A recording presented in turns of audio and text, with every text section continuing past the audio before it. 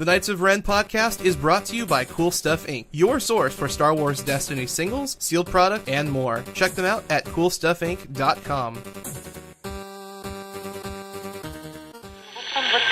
Show me again the power of the darkness. D20 Radio, where gamers roll. D20radio.com.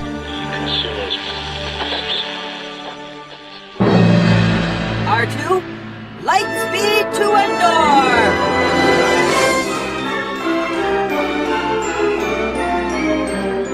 Welcome back, ladies and gentlemen, boys and girls, to the Knights of Ren, episode 306. Yes, we are back. We did not die. We happened to go visit the Death Star, meet the Emperor, give Kylo Ren a muffin, and all that good stuff. So with me this week are Rick and Jay. How are you guys doing? Good. Glad to be back at it. Yeah, happy to be here. Great. That is so awesome. All right, so let's just jump right into it. Jay, you went to a store championship, and you've got a recap for us. Two of the regulars that I playtest with and I went up to Sacramento for a store championship that had 23 competitors, and although we were a little late based on my friend's overconfidence at how quickly we could get there, and the event actually started without us, which caused me to do a deck change in the car, because I was going to play a more mill strategy, but I wasn't going to try it with a time penalty. We showed up, and I managed to go 3-1 with my IG-88 FN deck. I feel like I played really well, and in the matches that I won them pretty definitively. I met some cool players and some cool fans. I put against... My first and last matches were against emo kids, which was, in my head, kind of amusing, because those games went very well for me, and I don't know, I had this, like, ludonarrative of, I already won a store champ with this deck, so... you know, I should be able to plow through it. But, you know, the players were nice. We had a good time. My second opponent was FN Unkar, and I managed to get some of my thermal shenanigans off, and so that went very favorably for me. But round 3 was the one that was the most interesting. It was against my friend Matt Dokos, who is the remaining one of the two Vader Raiders that haunt my dreams. And again, in perfect fashion, especially in tournament events, the game was not close. He ripped me to shreds. I basically was a non-participant in that game. And as we now joke about with Ed, we'll discuss about the errata, he didn't even use fast hands. I don't even have that to rest on like, well, you use fast hands. Nope, he didn't. He just bought me, and that's all she wrote. But the part that's semi-funny is that, so he won that, so I'm going into the last round, I'm 2-1, and he's 3-0, and if he 4-0s and I win my last game, I should follow him as one of the undefeateds and make it to the top 4. But he proceeded to lose. Which totally eviscerated my strength schedule while I won my last game, and I ended up taking 7th, which the good thing is Matt won, which huge props to Matt. He's been working extremely hard, and his dedication to the Vader Raider deck, you know, it's not everyone's favorite, but it is his favorite, and I'm really glad that he finally took an event. He beat up a Pomaz, and he earned it. And so, you know, this episode's for you, Matt. That was awesome. So, although humorously you crushed me in more ways than one, I couldn't be happier for you, man. And I'm glad you finally get to hear this podcast. Man, I hate when strength schedule does that, because I've had that happen too, where I'm like 1 point, like just a few nicks away from getting into the top cut, and the person I need to win takes a loss in the final round, and I'm like, oh no. So, well, that's what it is, but that's so much fun. It's also really nice to hear Vader Raiders doing well, because I love that deck. Hate it. So while you were at your event, I was at X Wars as one of the judges, and we saw 50 people show up. Well, we saw 48 players show up, and we saw a lot of stuff happening. There was just all kinds of decks on the field. So there was like a Han Rey. We obviously saw the traditional Pomaz. We saw emo kids. We saw the Unkar FN Trooper. There were people who came out with, I believe I saw a Leia Akbar. I believe I saw a Leia Snap. There was some unique combinations. There's, of course, the Rey Maz Snap deck. And, it was a really well done event. So Arthur Kelly ran it. He's, someone we've met at Celebration. We've talked about his event at, different points in time on the show. He's also going to be doing some cash events at Gen Con coming up. So, it went really well. Everything went very smoothly. So if you're going to Gen Con and you're thinking about, going to one of these cash events, I'd recommend it. It was fun. It was very professional. It was well run. Things went smoothly. No big issues. But about the tournament, so we played out 5 rounds. We did a cut to top 16. So the reason that happened was, if you've listened to our previous show, we were talking about some of the mathematics for the FFG system goes, with X amount of players you play.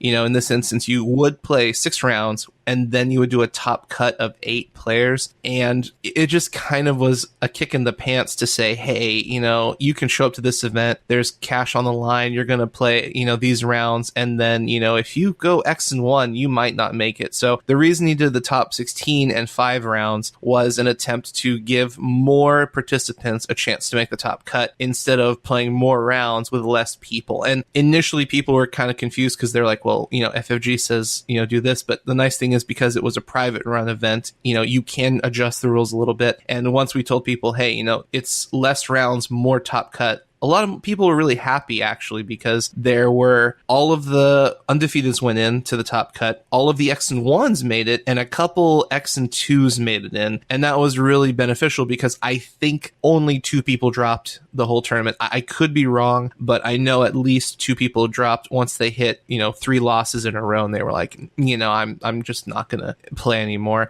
But it was really nice because, we had people come in from Georgia. We had some people come in from other parts of the state, for farther north, farther south. We had some other people from out of town. So, coming into this event and being able to make the top cut is important because you don't want to play 5 rounds and then, all right, you're done, go home. So I really do have to say props to Arthur. I think that was a good choice because many, many more people made it. Less people were inclined to drop. And I know a lot of people who went 2 and 2 that were asking you, am I going to make it? Am I going to make it? And I told them, play your game and see what happens. And a couple of them did make it and they were going to drop. And I said, don't do that. Play the game. Your strength of schedule is good enough where you could potentially make it into the top cut. And they stuck it out. And, they just barely squeaked in like 15 and 16, but they were like shocked and happy that they didn't leave. So, like we've said to a lot of people, never leave your event. If you're doing decent or you're doing well, just play it out and see what happens. And even the people who didn't make it into that cut, Arthur was doing a lot of prize support with random drawings. And there were plenty of people who didn't win a game or maybe won 1 game and they walked away with prize support. They got booster packs, all kinds of stuff. So, it was a lot of fun. Really recommend these events. But we want to get to the meat and potatoes of what made it where. So there was a lot of emo kids, a lot of Pomaz, and a lot of FN Unkar Trooper making it into the top 16.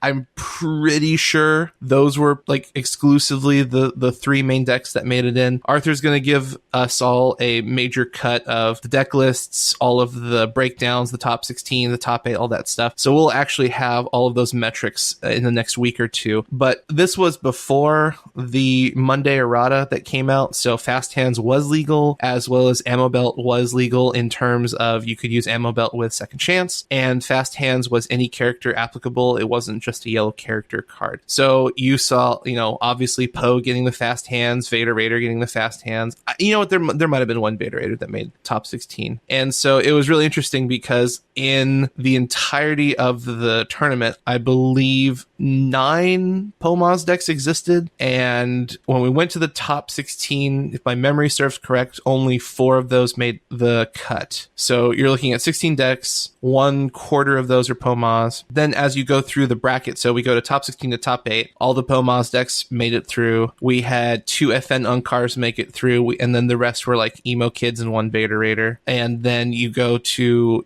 through the top 8, you get to the top 4. That was the part where a lot of people were a little bit kind of unhappy with. So the top 4 were 3 Pomaz decks and then 1 FN Unkar Trooper deck. So obviously when you're in the top 4, one of the Pomazes is going to remove the other Pomaz. So the finals were Pomaz, obviously, versus the FN Unkar Trooper deck. And at that point, we'd been playing a lot of Destiny. So the tournament started at 11. It was a little past 7 o'clock, and we had an hour break for lunch, depending on when your game wrapped up. So the lunch break was clocked in at about 40 minutes. but, if it was after round 4. So if you win or lose round 4 and there's still, 20 minutes, 30 minutes left in the match, you got that time plus the lunch break. So depending on where you were in that bracket, we've been playing for 5 rounds, then you'd played, top 16, top 8, top 4, and the last game, everyone was really tired, so they just decided to split, just to make things a lot easier. I mean, if you've ever been to a money event or a big, booster box break for Pokemon, Magic, Yu-Gi-Oh!, most players are just more interested in splitting and going home because, we hadn't had dinner there. It's getting late for some people. Some people had to actually drive home when they're living an hour and a half away from the event. So what they did was they just said, hey, we're going to split, but we're going to play one game, no time limit, just for fun, and see who is quote unquote the best of the best, because all, the tournament was over at that point. So that was my favorite game of the night because FN, Unkar Trooper, rolled out 11 damage turn 1. And I actually have the interview with the guy who won, and we're going to play that clip later in the show. But it was just bonkers because the most critical thing that happened to allow him to roll so much damage was he rolls Unkar. The Poe-Maz player rolls out Poe, gets blanks. The Unkar player decides to use the Unkar ability to try and pull a card out of his hand in hopes of getting money. He pulls a U-Wing, and so he's sitting on $7, which we all know is a lot of money, especially with an FN deck where you're going to be running your flamethrowers, your Z6 riot batons, all kinds of shenanigans, vibro knucklers. So obviously the Unkar player is really, really happy, especially if you see what's in his hand. So then the Poe-Maz player rolls Maz, 1 blank, 1 focus. He has no fast hands on deck. He has nothing going. He has 1 resource because he blew it, another resource for something else. I don't even remember what. So he focuses Poe. Yeah, what did he do? He focuses Poe, resolves Poe special, and I think he threw a Millennium Falcon at FN for 4 damage. So, okay. Then the Unkar player puts down Flamethrower, rolls it out 4 for 1, blasts Poe in the face. All right, Poe rerolls, pitches to reroll, blanks across the board. FN goes again, puts on the Vibro Knucklers,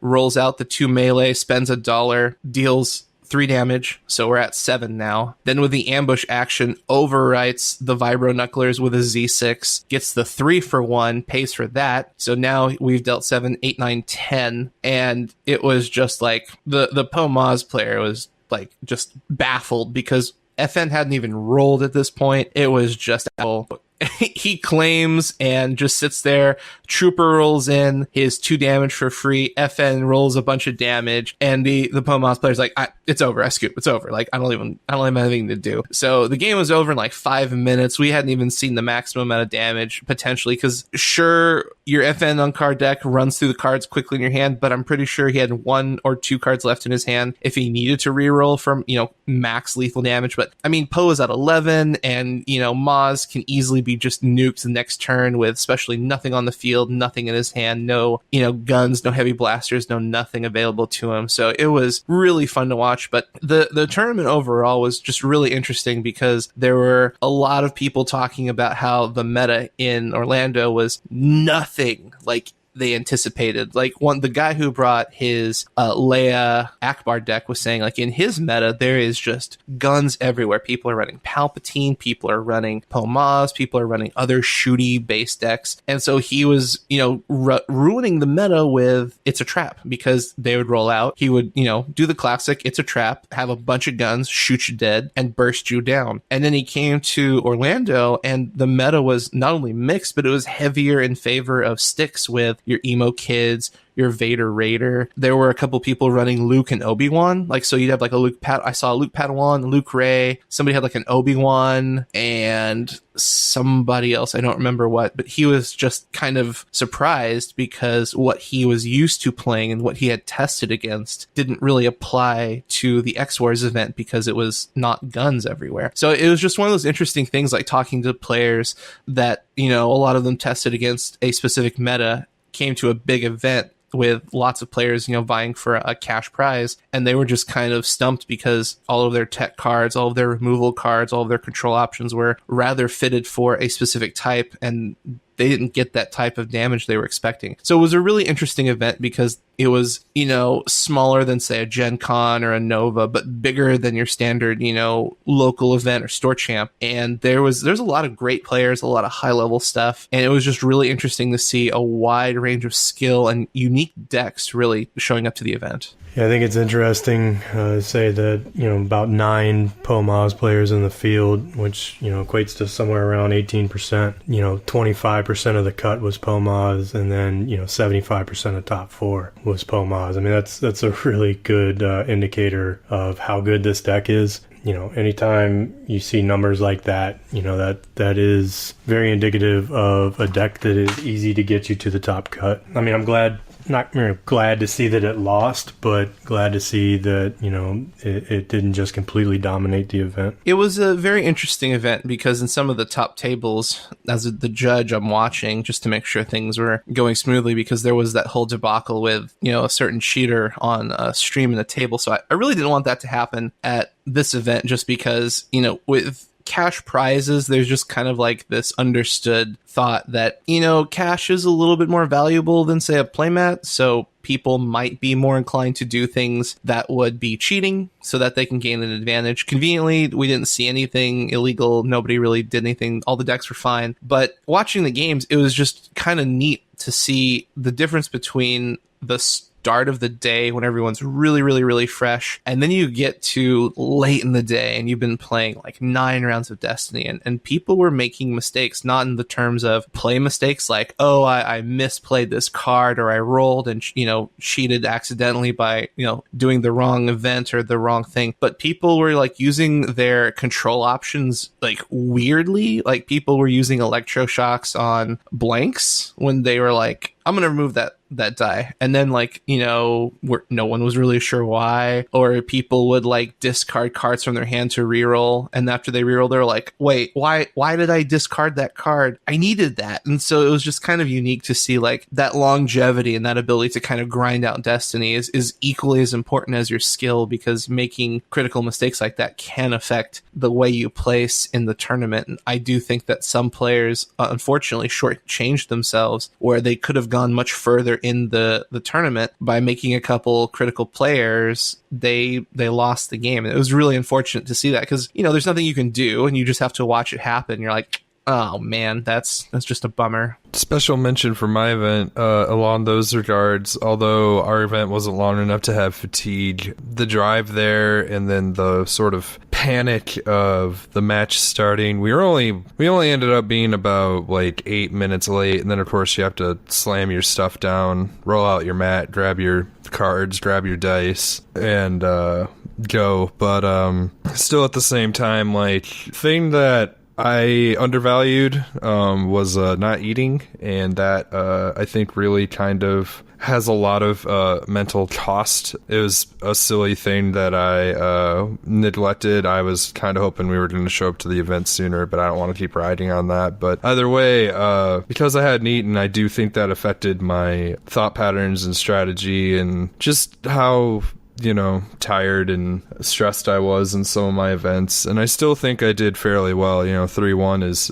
still really solid, and I will say I mostly lost to Vader Raider because it just did Vader Raider things. It still impacted my overall experience and enjoyment, and even like in-game stress levels. So it seems pretty obvious, but yeah, before an event, eat something. Just it's way better than trying to skip it or worry about it later. All the things that you can take care of normally to put you in a state of readiness is really important. And yeah, the reason I bring this up is not to say, oh, these people messed up, they lost, they goofed. It's more or less to remind players, especially we've got major events coming up and store championships too. But, if you're going to Nova, if you're going to Gen Con, there's a lot of things I saw that the top players brought with them that was definitely helpful. So many of them brought little granola bars and snacks and refillable bottles of water. So in between their games, they were going and filling up their water. They were staying hydrated. During lunch, they got a nice big, something to eat. You need carbs, so that, get yourself hot dog, French fries, whatever you need, like something to give yourself that body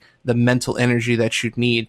Stay hydrated, come to the event with, breakfast in your stomach. If you know you're going to be coming and going, driving in a car, a lot of people showed up a little early. They sat down, got all their stuff in order. They did all their paperwork. They did all of their, deck list stuff. And then they had like a good 40 minutes to just kind of relax and talk with people. You're trying to minimize the amount of stress on your body and on your mind, because when you're playing Destiny, it's a very taxing event. And then if you multiply that by 9 rounds, that's a lot of mental fatigue. So the best you can do is stay hydrated, keep your blood sugar up, bring snacks, things like that. That's really going to help you for that longevity game where, you want to make that top cut. Awesome. You want to make your top 8, your top 4, keep drinking water, keep eating those snacks. You're going to do great. All right. So I'm here with Brian at X Wars 2017. And so you just took the 1K tournament.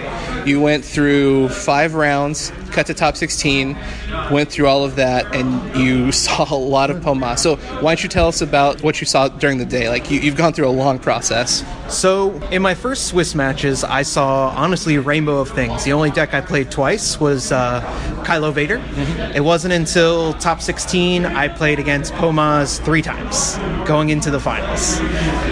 Besides that, nothing too hard. I don't play a lot of Pomas, and so it was a challenge for me playing against all that. When you were playing, you obviously had to go through a pretty heavy gauntlet of a wide swath of different types of decks. Like, what do you think your deck had that kept you going so far so many times? Oh, definitely Unkar. The fact that you can use his ability multiple times and his dice being very reliable, I just would always create advantage by getting more resources than they did to play, slap down the big upgrades. So you're running Unkar, FN, Trooper. Why did you pick that deck to come to this big event over any of the other? I mean, even Pomas, for example. Well, I don't have Pomas, so that's why I didn't choose that. The reason why the other deck I was really thinking about was Vader Raider, but yesterday when I was playing, I did very poorly, and I've done very well in the past with Unkar, FN, and Trooper, and I just went with my gut, and I'm like, 3 character decks are real good right now, and that's why I played that. What would you say is one of your MVP cards of the deck or the day? Salvage Stand. Definitely Salvage Stand. Making them lose resources. That one resource matters, especially in crunch time at the end of the game. So a lot of big questions are rotating around Pomas. We've got this big errata coming. You have to face it in theoretically the worst possible situation where you could put your fast hands on a Poe, roll them out, and just crush you. How did you deal with that, since your deck is realistically much slower than a Pomas? You just have to accept it and hope that they don't just use all their thermal detonators and U-Wings. It's really, you can handle the spot damage. It's really the spread that kills you. Yeah, a lot of decks can't really do anything when you take, thermal detonator and then a U-Wing, because that's 5 damage on all your characters. Outside of that, you just hope for that and just hope you can get the money to play your upgrades. So if you did or didn't watch, the Chance Cube had a stream going on, but I want you to recap what happened in the last game, because I can't tell this story. Like, you definitely have to tell what happened. So in the last game in our championship match, I managed to nail a 5 resource Unkar ability, which put me at 7 resources. I played a Knucklers to roll in Knucklers, still had 4 resources, played Baton, rolled well on both of them. After rolling in FN, I resolved my dice, overlaid the Knucklers for rocket launcher, resolved 4 damage, and I dealt 11 damage to a Poe on round 1. Yeah, that was just insane. I mean, one last thing. What would you say, if you were to give a tip to someone listening to this, like, what would you say something beneficial to help, either encourage or teach or, help new players or even experienced players come into the game to help, fight this quote-unquote Pomas kind of meta? Like, what would you say? Because you fought uphill so much, and you came out very convincingly. You just have to play test. That's really the biggest thing. If you have the cards, Destiny is one of those games you can play test against yourself pretty unbiasedly. That's what I've done with my decks to see what I need to change and things like that. Other than that, that's really all I can say. Have the deck to see what it does, learn the little nuances, and then pick a deck that you feel comfortable with, know what it can do, know its potential, and then go from there. Awesome. Well, thank you so much, and congratulations, Thanks, man. Now that X Wars is over, and we've gotten past where the errata kicks in, we definitely want to talk about, first off, the big elephant in the room, fast hands. You know, this has been one of the things people are arguing makes Pomaz too good or not good, or, you know, different kinds of things. So we want to just talk about, you know, did this errata actually affect Pomaz, since that was primarily the target of this errata? I see a lot of resentment towards this change for people feeling that this was like not enough, or this card alone isn't what makes Pomaz Pomaz, and it should have hit it at the heart. And I really think the developers had in mind for this change a light touch and a steady hand to see if you can take away some of the reliability and some of the almost determinant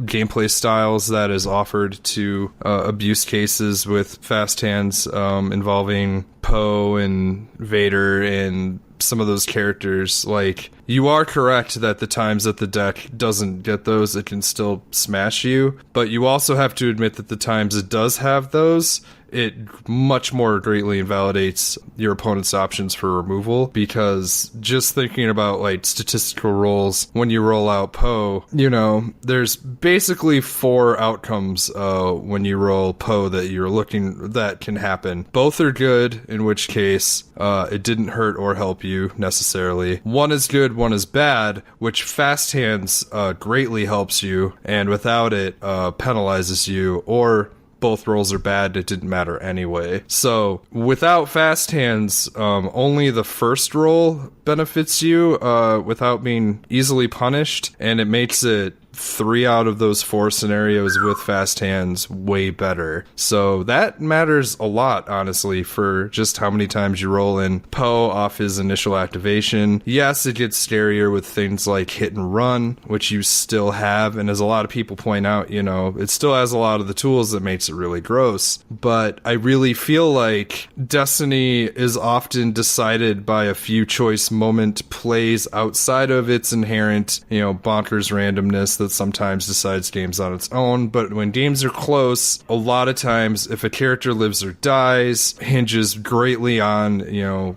turns 1 and 2 if you were able to stave off the dice with the removal that you brought. Because, you know, it's one thing when they roll it really well and you didn't have removal in your hand anyway. It's another when you do have it and you never got the window to use it. So I do feel like this does take away one of the more frustrating interactive moments in the game. Obviously, they still had a plan for the card and still wanted to be a part of the game. It's interesting that the devs made this very subtle change to keep it to yellow, which many have pointed out, if you use certain cards like Cargo Hold, you know, you can get it back on the characters that you want, which is still interesting. But, you know, right now, it gives yellow a little more opportunity to shine. You can still put it on Maz and more or less fast hands 3 dice. It makes cards like Aura Singh a little more interesting now, as she got sort of a indirect buff of becoming a little more threatening because she can still use it. I have it in my IG-88 deck, and it does some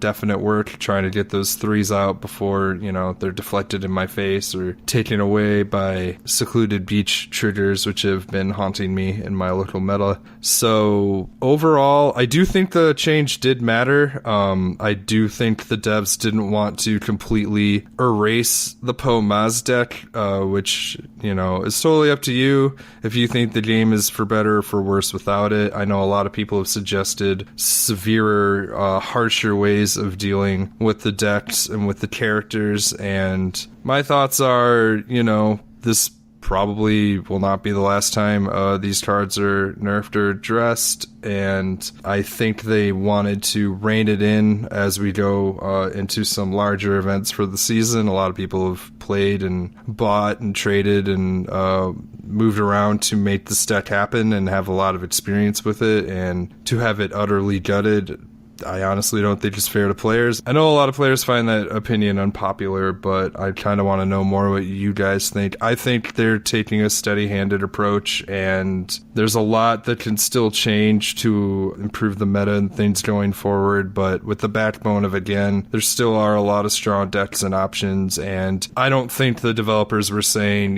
this fixes everything, but this is going to lead us, getting the ship back straight without making sweeping dynamic changes. I actually feel quite the opposite. Now, this does come from a Magic and Yu-Gi-Oh background, so I'm used to investing significantly more into a deck, and then, boom, you get hit with a ban. You get hit with, in Yu-Gi-Oh, there's a forbidden and limited list. In Magic, it's just a flat ban, like the card is either playable or not. In Yu-Gi-Oh, you can have 3 copies as a playset, or, if it gets forbidden or limited, you can go from 3 to 2 to 1 to none. And there have been plenty of times where a meta is, hey, like, Magic actually just had a big ban recently where they ate some cards from Kaladesh because there was this deck that was just really powerful and just dominating the meta, and they said, cool, all right, these cards are banned. And those cards were kind of expensive, and guess what, people did the same thing. They invested and traded and bought the singles, and now those cards are worthless. Yu-Gi-Oh is the same way. There's these cards that are really expensive, and then Konami says, all right, it's just too good, we're banning these cards X, Y, and Z, and now the deck you spent all your time and money on is,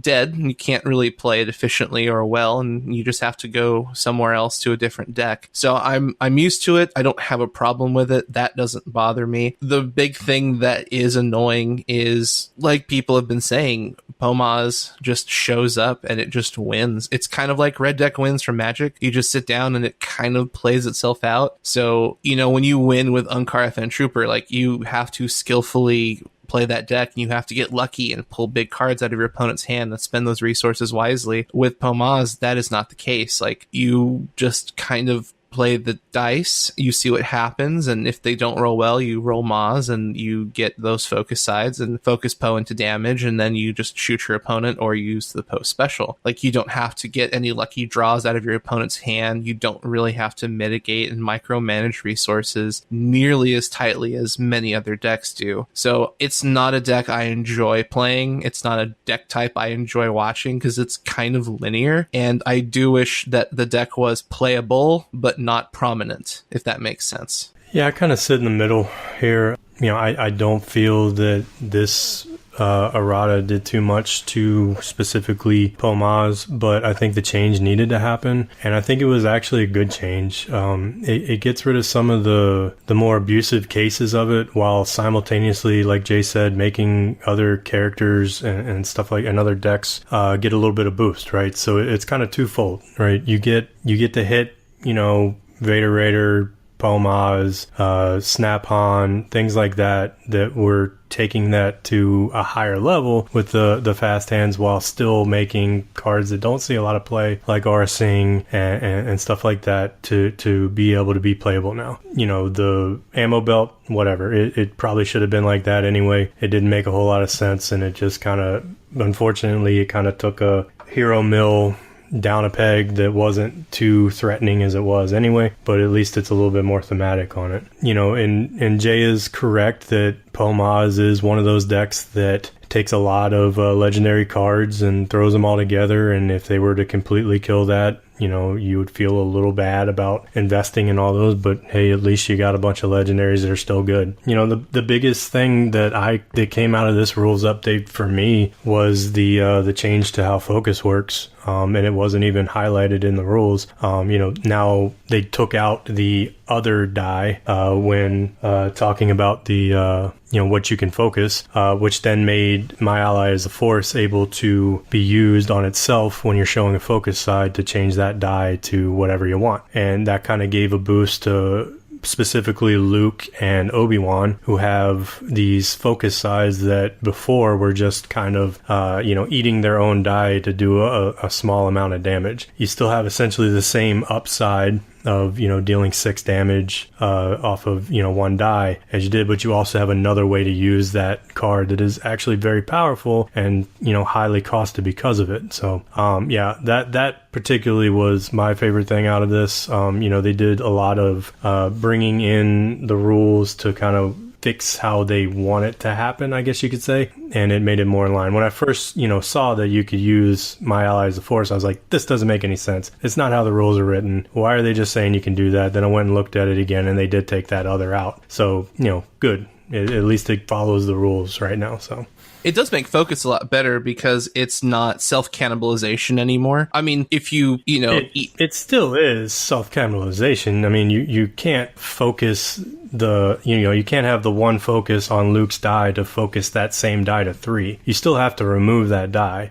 So it does, in a sense, self-cannibalize, right? You can only really utilize it without My Ally as the Force to change another die. But it also opens up the possibility in future sets of being able to make things similar to how My Ally the Force works. Right. I should have probably clarified that through card effects, it's not as self-cannibalizing. Obviously, if you resolve just the focus by itself, you have to remove the focus die to flip another die to any side of choice. But the beautiful thing is now, if you get more of these, self-targeting cards that, say what My Allies the Force does, you can turn Obi-Wan dice into really efficient damage. It's essentially a blue hero bait and switch for 2 is really what it is. Instead of having to target a die showing a resource, you target a die, you would use it showing a focus. I mean, there's a lot more flexibility in My Allies the Force, but I do like the fact that you can use it in that direction. My favorite thing about the new update actually was the whole debacle about when multiple things happen, who resolves what and how does it get resolved. So before, it was a lot of confusion about, hey, I have a Jango Fett. Hey, you've got a Jabba the Hutt. What happens? Okay, well, I have the battlefield, so I resolve mine, and then you resolve yours, or vice versa. Now, there's a lot of different things that happen simultaneously during any particular action, and a lot of people are saying, well, whoever controls the battlefield just says which things resolve in which order, and that was really unfair because you could just stack things that were really rough for your opponent. Now, officially in the rules reference guide, the ruling is if I have 2 things happen on my turn and Rick has 2 things happen simultaneously, whoever controls the battlefield gets to pick the player, and that player resolves all of their simultaneous triggers in whatever order they choose. Then the next player resolves all of their things in whatever order they choose. It's not, I pick Django and then your 2 things and then my thing, so I have the best advantage. It's either Sugi resolves everything, then Rick, or vice versa. Rick resolves everything, then Sugi. So that clarified a lot of things in the future if we have more players or card effects or, pieces of equipment that all activate based on, I roll a thing and then, X, Y, and Z happens. So I really like that clarification. Something to note too, just with the nature of the errata and how much this game has changed since launch, and people have had varying reactions to the idea of fundamental game rule changes. And also I want to group in the people who feel like, does this game get tested enough? How do things like this get missed or unnoticed? And partially from experience of both having been a tester in a lot of games and help running a testing group for the game I worked on, Duelist, the honest fact of the matter is you could have a whole boatload of testers and still miss things. I mean, it's interesting to me that Magic has had a couple of bannings recently when they make their sets years in advance and they have ungodly amounts of time, resources. If any company should catch their mistakes before they hit live, it would be them. And, if they can screw up, I feel like, anyone can. So it's one thing where you can have an army of testers and still miss things. Games come out with bugs, card games come out with issues and rules things, and Destiny was still a new game, and I'm sure Lucas had certain ideas and concepts for how interactions worked, and then as the game evolved and things became apparent and different cards caused different things to happen, he probably took it upon himself to look at the game health and maybe the opportunity cost of changing things to open up design avenues for future cards and effects, and has decided to change the landscape a little bit. I mean, the game's really new. There aren't a lot of games like Destiny, and this isn't the most uncommon behavior, both in terms of rules refinement and erratas for cards that are problematic that slipped through through the test environment. So a lot of people like who are shaky and feel unweary about, you know, like this game just seems to have problem after problem. I argue this is really mostly natural to just the growing pains of a new game. And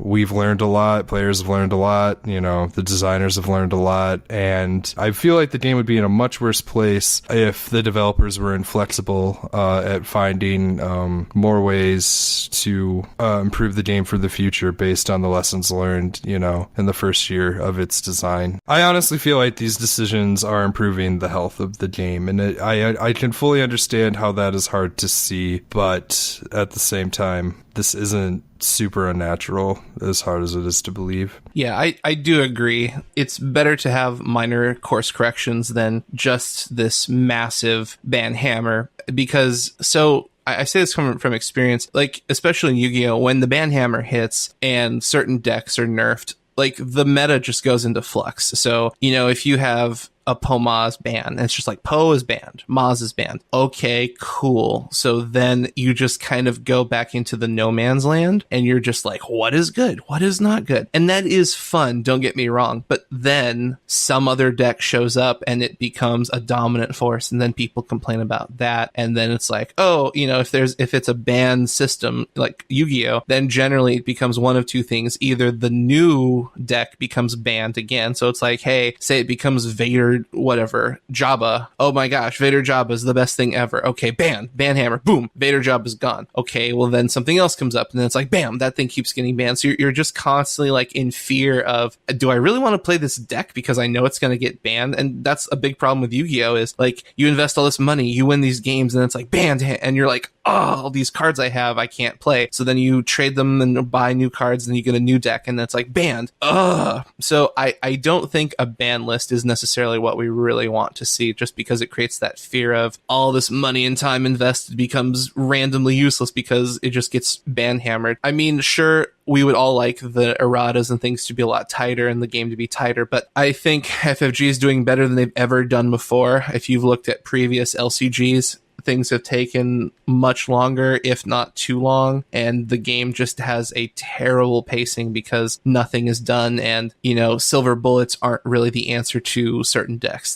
I don't believe silver bullets solve problems. I think, you know, course corrections in game mechanics do. So I think we're moving into a better place, but the game still has time to tell if things will change for the best or if things are just going to get overlooked, and, you know, we'll just have to wait and see. So now we do want to move on to a lot of really cool cards that Team Covenant announced in their video, and there's some really good ones I'm excited to talk about, and there's some cards I just don't even know what is going on. So the first card we're going to talk about is the LR1K Sonic Cannon. There's like a Geonosian guy about to blast your face off. It is a 5-resource support artillery. So this is the first time we're seeing the artillery keyword, so that gets me excited because we might see some synergistic effects with artillery and, you know, characters or events and things like that. So the die faces are 3 range damage, 4 range damage for 1 resource, 5 range damage for 2 resources, 6 range damage for 3 resources. So we finally seen the answer to everyone's question. Are we going to see damage for more than 1 resource? And yes, we finally have. The card also has 2 blanks on it. It is a legendary rarity. It is a neutral card, and the effect, it says, before resolving this die, you may exhaust 1 of your characters. If you do not have to pay the resource cost on this die. I do not know how I feel about this card. What do you guys think? I think the goal of this card was to try and help promote more multi-character lists, because if you're, you know, running around with the Stormtrooper, his services would much better be rendered for paying for the cost of this gun than usually rolling out himself. So for that kind of concept of trying to celebrate supports more, I do find that design interesting, but that still doesn't wholly excite me about this card. It's really high costed and like hard to get out, and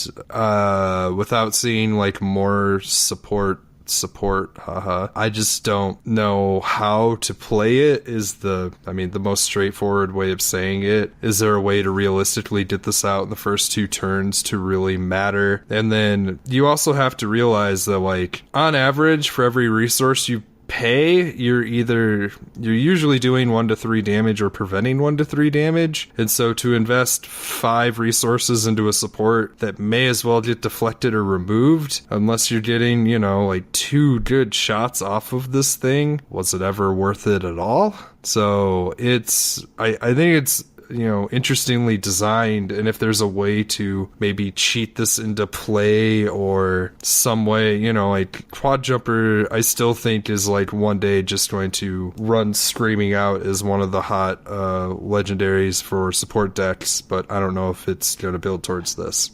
Yeah, exactly what Jay was saying. It's a little too expensive from what we've seen so far, both in the cost of the card itself and both ways of paying for this, either paying the resources for the sides or exhausting another character, unless they have some cheaper characters with very bad dice that you would just kind of want to play to be able to exhaust for effects like this. And I would think it would have to be on more than just this in order to make that really viable, because this is just going to be force thrown and deflected back at you as long as people still playing those cards. So interesting enough, it works pretty well with Veers to be able to use his ability to turn it to a 3 side for free or whatever if you have to. I think the idea behind it is cool. I'll just have to wait and see what other support to this kind of effect comes in order to tell if this is going to be playable or not. I totally agree. The 2 cards that came to mind when I saw this were Imperial War Machine, so you could resolve the die for free. Or there's the new card in Empire at War that says you can resolve a die, increasing its value by the resource cost. So you could get 9 damage for 3 resources, but still, Jay kind of hit the nail on the head. The ratio is approximately 1 resource for 2 to 3 damage. So do you really want to pay 3 resources for 6? When you could, pay for other things? It's economically not efficient compared to what's available in the current card pool. Like, it's not more efficient than what you can get already. And that's what bothers me is if you pay 6 for an ATST, you can get 4 for free or 5 for 1, which is astronomically more efficient than 6 for 3. If you look at it that way, even 9 for 3 is still not as efficient as 5 for 1. And that die doesn't have a blank for the ATST comparatively. So we'll have to see what else comes out in the set, but this does not intrigue me at the moment, unfortunately. Yeah, and the best side is the 4 for 1 on here. It's the one that's going to be easiest to pay for if you have to and get the most value for it. I mean, other than the 3 for nothing, right? All right, so moving along, Rick, you've got the next card. All right, looks like I got Pinned Down. It's a neutral red event for 1 resource that says spot a vehicle to remove a die, and that is great. As long as you can, get some vehicles out on the table that are all pretty high costed cards. So good mid to late game removal option. Gives heroes a little less, specific removal options that they can play with, which I'm always happy to see. This is funny because when I saw this card, I was like, oh, Jay's wish for TIE Fighter to be more valuable just shot up because you can play your TIE Fighter for 3 and now you've got an online control card for 1 resource, which is really good. Like, just being able to pay 1 and boom, a die is gone. Spotting a vehicle is not a big deal for villains, especially red villains, because you can get access to your TIE Fighter or your speeder bike scout at 3 resources. So I think it's functional in certain decks, but the efficiency of 1 to remove a die is strong, even with that restriction of spotting a vehicle. So something that I found really interesting about this card in regards to hero removal, which is usually a very frustrating affair in its efficiency cost. If you are playing yellow, I would strongly recommend putting in smuggling freighters and trying to tie it to this card. You have to run a red-yellow list to get both of these, but smuggling freighter is a 1-cost vehicle that you can just keep around, and it will activate this card, and you have a removal that hits anything. So I think that's a really neat combo. Obviously, it's a little niche. You have to play those colors, but those colors play nice already. But yeah, I thought it was super interesting. I was like, is there a 1-cost vehicle? And there is. So the card is super great on its own. If there becomes more vehicles that are just worth having, again, in the case, I think Smuggling Freighter is a really great card. Like, all around. But now it's, I think, even cooler with the inclusion of this. And I hope more powerful removal. Like, I consider this one great because its condition is just sort of yes, no, not are there certain dice there, is the number applicable, whatever. It's just, you have a vehicle, sweet, get rid of that special or that 3 or that huge die. It doesn't care. So I like removal like this that has a small cost for a great effect. More like this, please. Yes, I do agree. Control players are happier-ish. So let's take a look at a card I don't like. This is kind of a disappointment to me. So the next card we have is the one that's probably gotten the most buzz out of this reveal, and that is K2SO. His cost is 1520. His health is 12. His die sides are 2 melee, 3 melee, 1 discard, 2 shields, 1 resource, and a miss. And his effect is it costs 2 more to equip weapons to this character. And then his secondary effect is the first time in a game that you would equip or redeploy a weapon to him, ready him. So to me, I think this guy already is a huge beat stick, just with the printed die alone. He has very high sides, a 2 and a 3 side, the Vader suite, as people like to call it. And, a lot of people are very hung up on the weapon thing. And while I understand that, you do have to remember that Worlds was won by a Cheerios deck that didn't have any upgrades in it. And there are a lot of ways in which you can roll and get to these meaty attack sides. There are upgrades that you can put on him that don't count as weapons that are fantastic. You can put Mukashi training on him, which supremely synergizes with him.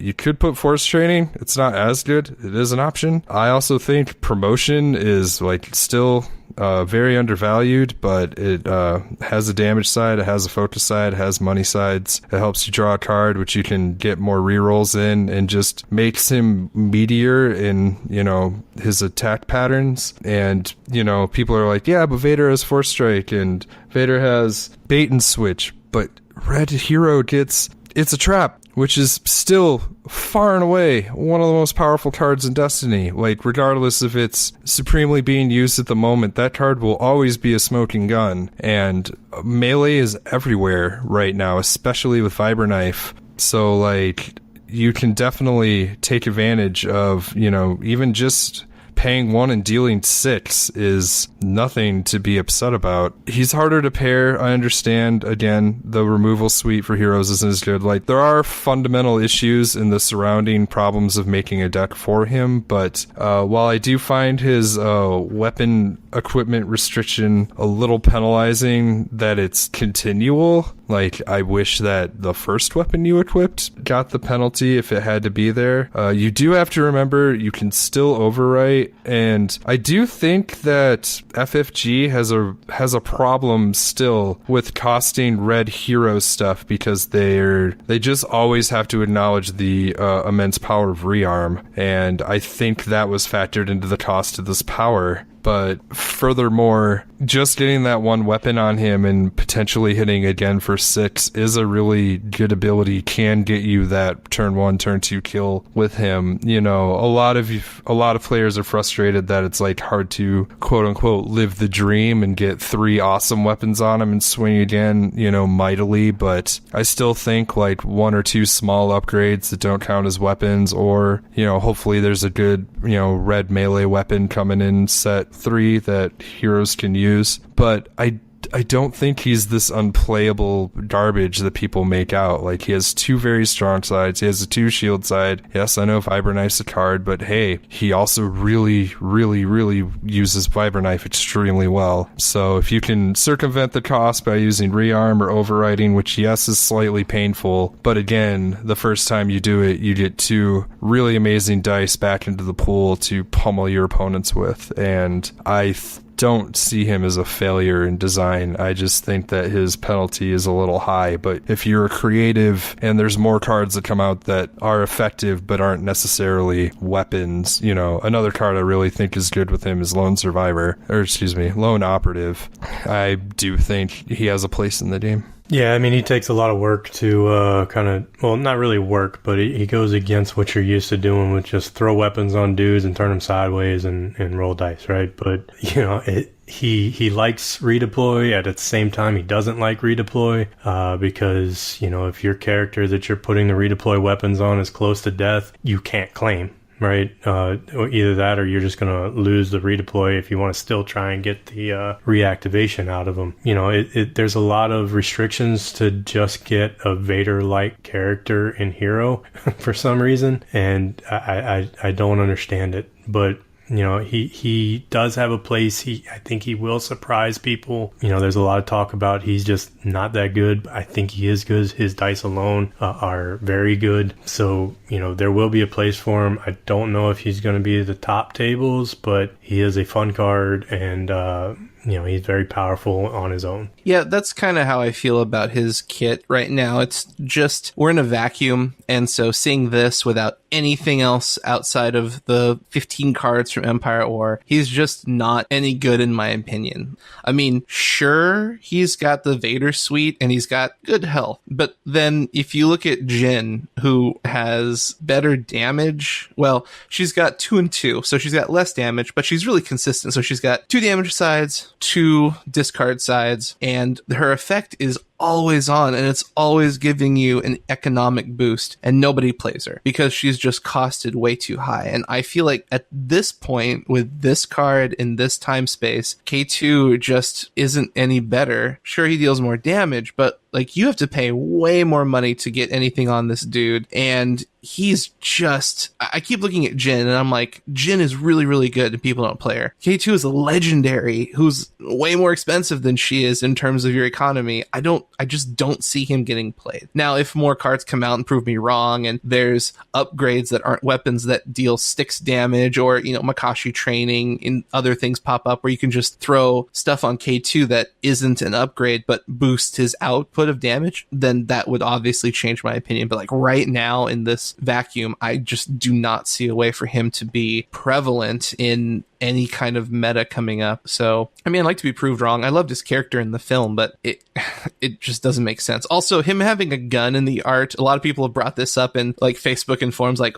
he has a gun in his art, but his damage is melee. It's kind of polarizing, which I find interesting. So really quick to address that, I mean, these cards are supposed to show art, you know, from the dynamic moments that we remember the characters, and the whole theme of the movie is that he wanted a weapon, and then when he got it, he wrecked everybody. So that's the scene when he had a weapon and he murdered everyone, and you're trying to fulfill the like thematic, it's almost a game in and of itself to get him that weapon that lets him murder everybody. You're trying to live that. So, but you know, K2SO, at any point that you pluck him out of the story, he's just a dude who punches people. He's called an enforcer droid. Like, he doesn't naturally have a gun. So it's reminding you of the moment that you loved from the movie where he just iced, you know, stormtroopers like he was the best desperado, you know, the galaxy's ever seen. He hulks out.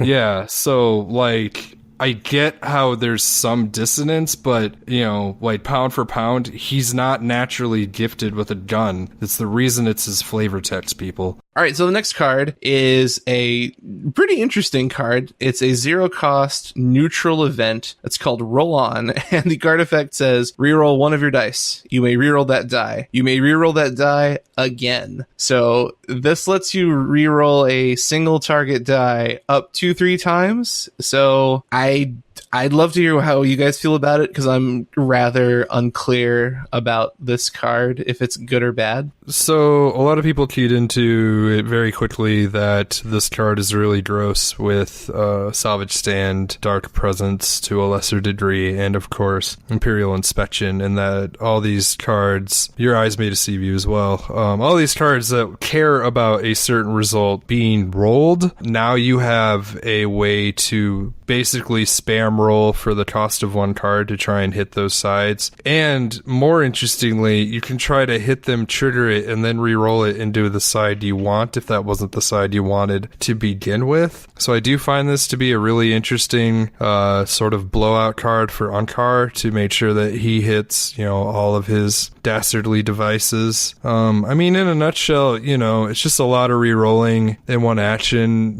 Does it actually do anything if you get the result you wanted on the first roll? It's the same as just discarding anything. But of course, if you don't, then it's just up to chance if you're going to get what you want at all. And did it do anything at all? It's just one of those funny cards. But if we get more cards that care about what you roll, I think the value of this card will increase. And I do think, it's probably hard to slot it into an Unkar list. If you just really like punishing your opponent and landing those negative effects, this is the card to get you there. Yeah, I mean, with the synergy of the supports that care about the side of the faces out of the way, at worst, this is a worse unpredictable without ambush. And then at its best, it's a better use the force, right? So, I mean, it's free. Everybody can use it. It doesn't care about color. It doesn't care about the color of the dice. You just got 3 chances to get what you want to, and it still leaves the ability for your opponent to mess with it. So using it with swiftness is pretty good. Makes it into a much better use the force in that respect. And then makes it a 2-card cost, neutral, gray, unpredictable. That's a lot better. So I think this is really good with swiftness. It's really good with the, like Jay said, the salvage stands, Imperial inspections, and what have you. On the villain side, this doesn't make me want to use the hero versions of those cards yet, unless we get some more that are a little bit better costed and better effects. But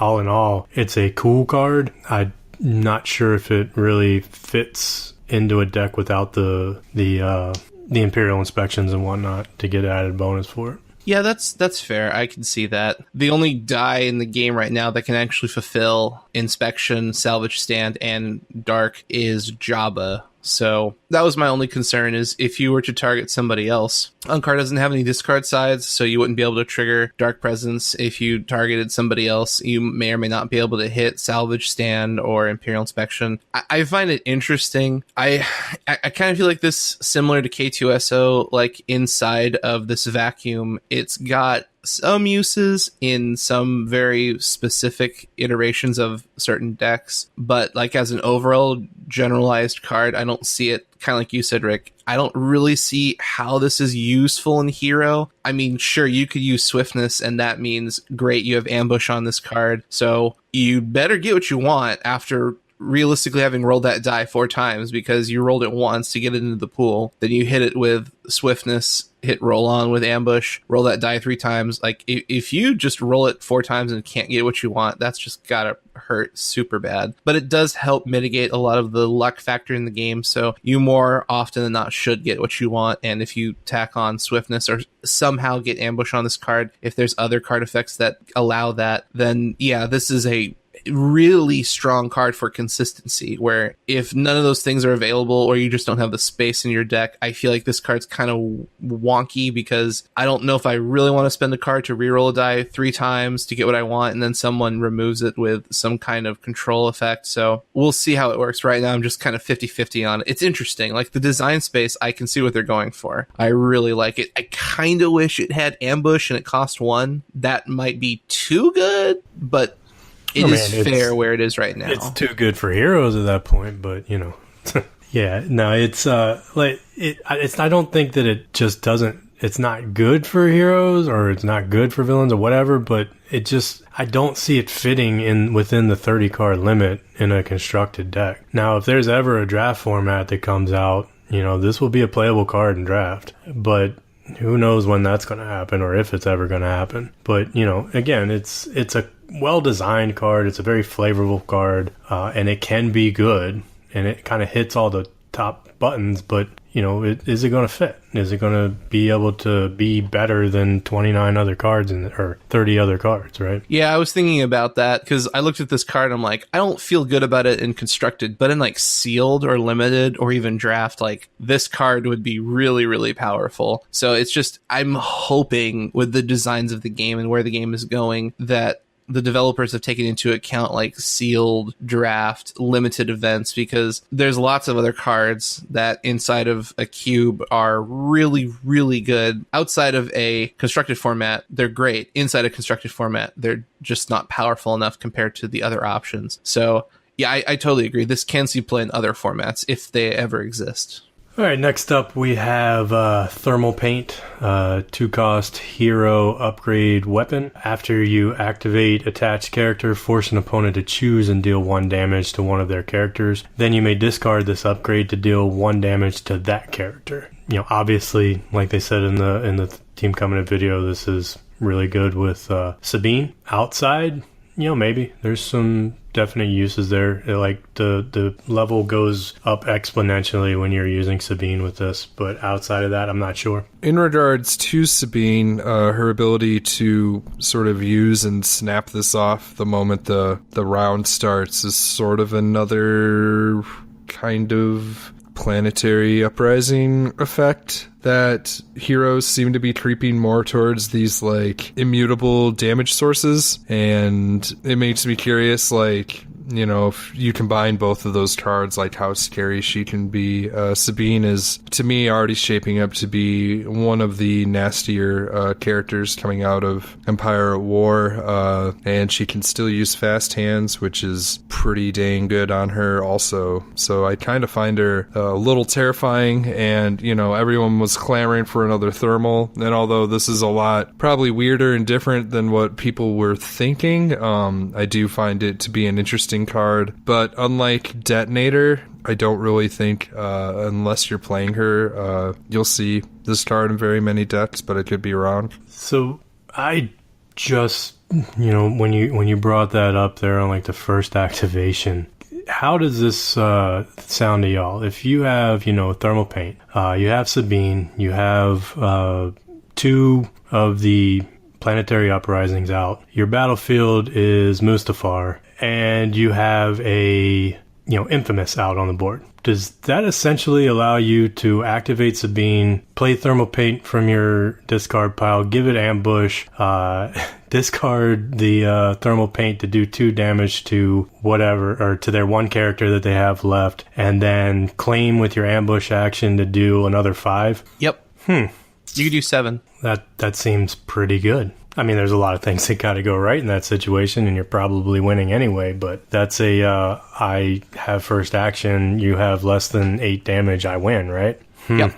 And it's even worse because if you somehow get an extra action somewhere in there, her actual ability is before you activate this character, you may play a weapon from your discard pile on her, decreasing her cost by 1 if it has thermal. So if somehow you get 2 actions, you can activate her, throw the thermal paint on her, poke the guy for 1, get rid of the thermal paint for the second one, and then claim for 2 from planetary 1, 2 from planetary number 2, and then 1 from Mustafar. I don't know if that's ever possible, but I just laid it out there with Infamous. Right, but like even if it's not in your hand, like if somehow you could get like there's some card or effect that's like, here, you get 2 actions this turn, you could pull it out of your graveyard or your discard pile, throw it back on her for 1 resource, and deal another 7. Do remember that both Thermal Paint and Planetary Uprising are indirect damage sources, so, this doesn't all just slam into the same character. It does if they only have 1 character left, though. That's what I'm saying, right? Like, yeah, I mean, if the stars align and you get all this out, sure, but at the same token, by that point, you probably should have invested all of your efforts in murdering Sabine.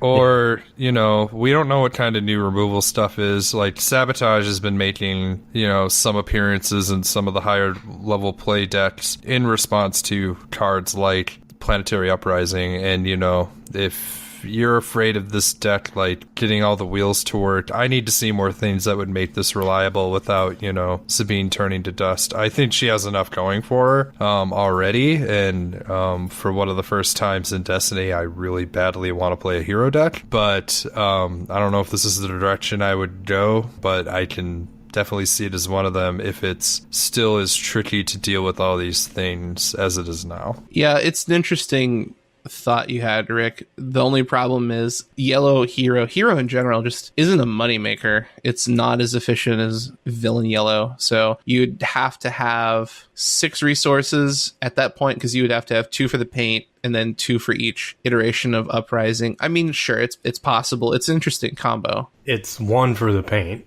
and it's 2, 4, 5 across, across however many turns before that on playing cards that you're going to want to play anyway. So, I mean, yeah, I don't know. It seems like this is something to build towards, a possibility. And yes, if the stars align and you get all of this stuff out, you're probably already winning anyway, but this just kind of a nail in the coffin, right? I do think, kind of like has been said in a lot of places, outside of Sabine, I don't really know if I'd want to ever play this card, just because, sure, you activate said character it's equipped to and it deals 1 damage, but I mean, for 2 resources, I would way rather put on like a holdout blaster or a vibro knife or even a DH-17. I mean, it's just so interesting because I'm not entirely sure where this is supposed to go outside of Sabine. Plus, it's hero only, so this will never go to a villain. And I'm just not entirely sure where it's supposed to slot in. Like, whenever I see cards like this, it kind of reminds me of certain games. Ashes, Rise of the Phoenixborn. If you've ever played it, when you're deck building, there are specific cards in the decks that can only be played with a certain Phoenixborn, like your main character, and has a little picture of him. So as soon as I saw Thermal Paint, I just kind of see this like little picture of Sabine's helmet on the bottom left. Like, you're only ever really going to want to play this with Sabine, because it doesn't make sense outside of that, just because of how inefficient it is, like, economically. And that's just kind of how I feel about it right now. But I don't know, it could be playable in other decks, maybe. I'm not entirely sure. Also, last point about this, who needs all these like weird, funny, indirect damage sources when you're just going to be planned explosioning them anyway? Right, yeah. Like, Sabine, if you run 2 die Sabine and something else, like, on a god roll, she can roll those 2 3-for-1 disrupt sides, and you're just 1 variable away from hitting that plant explosion. So sure, that's what I really want to see, is Sabine with plant explosions, just like turn 1, boop, here's 10 damage to the face. But in the end, I do think this is a cool card for Sabine, which is why it exists. So I look forward to getting hit by this relentlessly, as it's probably going to happen. But it's neat, just a little more about it. Again, it's not like the most reliable damage, but it does help in closing, as Rick pointed out. So I think it's cool, especially for like a weapon that's not die related. Let's move on to the last card that was revealed, and this is by far my favorite card in the whole spoiler reveal. All right, and for the last card of the spoiler, we have a new battlefield, which is pretty awesome.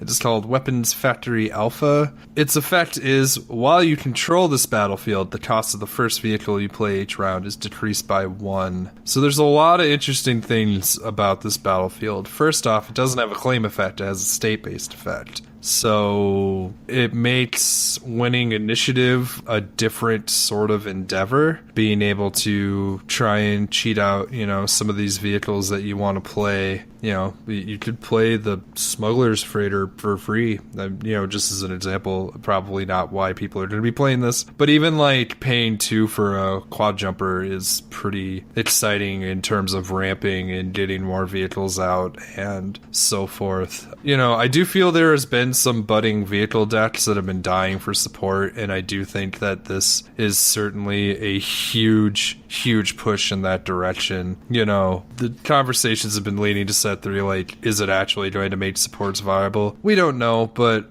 we do feel that it's probably going to push that agenda, and whether it gets there all the way, we'll see when it's all here. But I am excited to see what the developers' thoughts on trying to make supports more exciting. Who knows if I'll ever confidently run TIE Fighters, but I've always wanted to. And I do think, though, that this is definitely a good card for that agenda, for sure. Yeah, the best thing about this is that, you see where they're going with some battlefields and trying new things out. Even if this isn't, something that you're looking forward to with the vehicle reduction, just the fact that we can expect there may be some more battlefields like this coming out of Empire at War really gets the juices flowing and make you think of what they could do with this type of design space. Being able to make the battlefield actually more relevant from the first action of the game on is pretty cool to me. I like it. It's not enough to make me want to play a vehicle heavy deck, but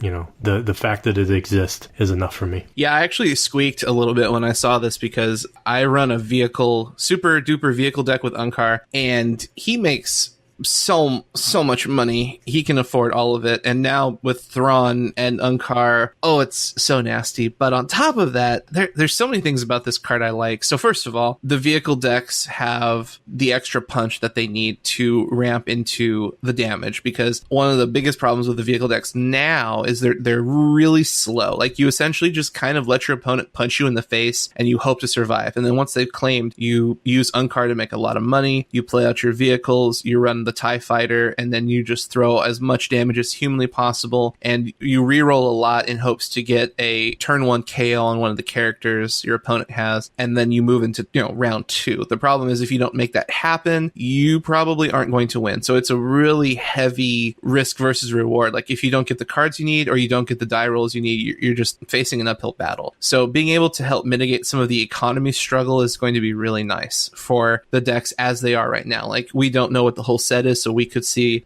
vehicle ramp, we could see vehicle cost reduction in events, we could see other ways to create economy through card effects. So we'll get to that whenever those cards are revealed. But I also definitely want to talk about the fact that this doesn't have a claim effect, and as we've talked about in previous shows, there's kind of this mini game inside of Destiny where, as you're playing your game, you're also fighting mentally and strategically with your opponent on, like, when do I claim the battlefield? Like, do I claim it now to get this effect, knowing that they could output, 5 damage? Do I remove one of their dice, but then they'll probably claim, but I'll take less damage, but I won't go first? Like, you're always kind of having this mental battle that I find so intriguing of, when do I claim? Now we have a card that doesn't actually do anything on claim, but it does a lot of things while you control it. And that's really unique, because a lot of cards right now are, I want this effect at a specific time based on a claim action. This card is just always online as long as you have it. So you can kind of mitigate that fear of, if I bring X battlefield, is it going to get used against me and is it going to hurt? Because there's no claim effect to happen, and if your opponent isn't running vehicles, they can't capitalize on this effect, but they can still steal it from you. So it's changed a little bit of that metagaming of claiming, because if someone realizes, you haven't played a vehicle yet, they've gone through all their damage, they might claim it just to force you to pay one more resource or put something just outside of your reach, which could cause some, problems, because if you've only got 5 resources and you really want to play that ATST and they figure that out, and you don't have a way to make a resource and they claim, now you're kind of in trouble. And so now you as a player have to kind of micromanage, like, do I play the ATST early at the cost of, not having any money to resolve some of my removal effects in my hand? Like, I just find it really unique that this battlefield does change a little bit of the way the game is played, and I think players are going to enjoy that new challenge a lot. One downside of this one is that the more often that you use this effect from the battlefield, the less likely you are going to be able to continue to use the effect. And that, in itself also kind of keeps this in check too. So what I mean is that if you start with this and you play a vehicle, vehicles are inherently, as we see now, are pretty slow, and they slow you down and they keep you from being able to claim again. So I can see this possibly, if I'm bringing this to the table, I could only really reliably expect to use it maybe twice. After that, now I probably have too much going on my side of activations and whatnot to where I'm going to be able to reliably claim the battlefield from that point on. But, it then, in turn, it makes it to where they're just not consistently being able to play cheap vehicles over and over and over and over again. And the last thing I want to say, too, is I want to bring up just how awesome this design space is, because if you remember from our interviews with Lucas and Jeremy, when we asked them the hardest cards to design in Destiny, both of their answers were battlefields, even though Jeremy changed his answer for the live interview. But you might find that kind of strange compared to a lot of the other things they have to do. And honestly, like every type of card in Destiny is hard to make. But battlefields always have to give this like impactful free effect that, you know, needs to be punchy but not too good, and there needs to be a large variety of them. And so I like that they're opening up this playscape where, you know, the battlefield is more passive than, you know, an active get. And so now we have, you know, just from this subtle change alone, many more directions battlefields can impact the game. And I do like that, again, winning initiative matters more with battlefields like this potentially, which could be a dynamic shift when in a lot of times there are decks that don't care. And that's sort of been a play strategy where you just bring a battlefield you don't think your opponent's even going to want, and you just want those shields. That diminished a little bit with Vibra Knife, but in general, the standard essence of the game is like, if you don't get something immediately out of the battlefield, being able to react your opponent had as its advantages. Now there's potentially battlefields where having it from the get-go can get you a distinct advantage into the match, and that's really exciting to me. All right, well, that is the end of our show. So thank you very much, Rick and Jay, and everyone for listening and joining us this week. It's so good to be back. We are really excited. There's still some store champs coming up that we're going to be talking about. Nova is coming up really soon. Gen Con is coming up really soon. We are actually sponsors of Nova. If you haven't seen, you haven't heard, we are going to, well, Rick's going to be there. I'm going to try and get there. We'll see what happens. But there's going to be a lot of cool things happening. So if you're in the Northern Virginia area, if you love Destiny, if you have the ability or chance to go, we really, really, really recommend checking it out. There's going to be some panels. A lot of the media producers are going to be there. There's going to be a lot of fun stuff going on in the Destiny tournament sequencing and then on the side. So check them out. We'll have a link to Nova in the show links. And otherwise, everybody have a great week. Thank you so much for joining us. We can't wait to see you next week, and may the Force be with you.